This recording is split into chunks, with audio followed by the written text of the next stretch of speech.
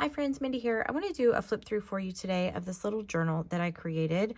I actually started this journal several months ago, and in fact, I believe I have a video showing how the base of this journal came together. If I do, I'll try to link that down below. I, at the time, was asked to show what it looked like after the pockets and things went in it, and it sat on my project cart for quite a while, and so it's been finished now for a while. Just haven't had a chance to get around to filming it, so I thought I would do that today and share with you what the inside of this looks like. It's a little smaller size, but I really love this size of journal. So it measures about 4 inches by 5.5, and it has 2 signatures in it that are sewn in with some linen, waxed linen thread.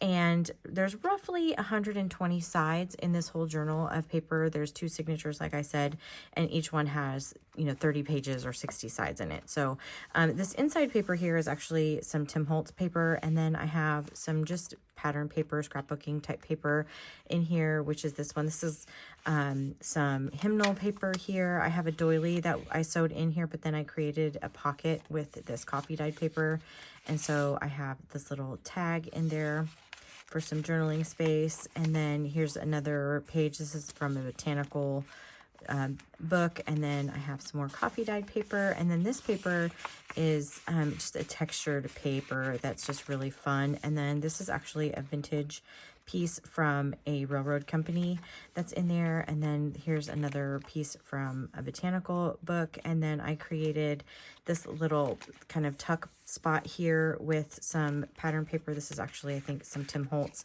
and then a journaling card is just kind of tucked in the side there.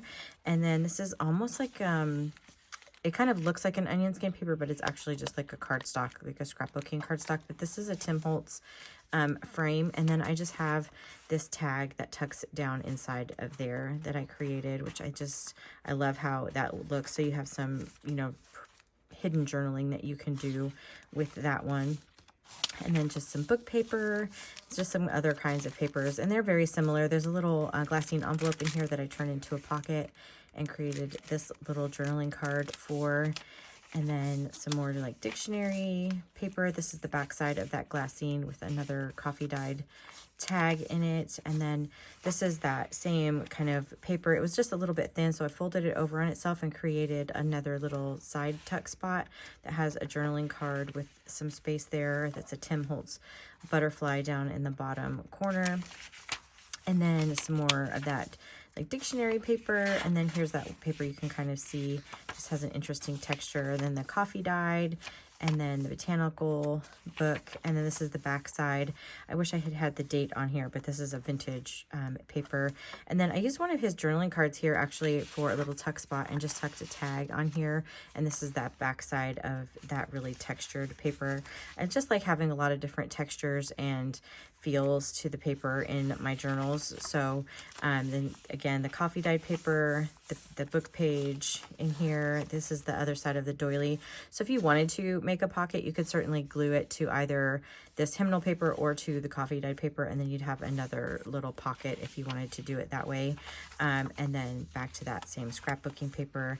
And then this signature starts off with some coffee dyed paper. It looks like it has like a doily in the background.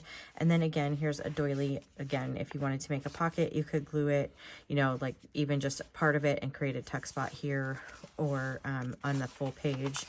And then this little book paper, and then some more music paper, and then this one folds out.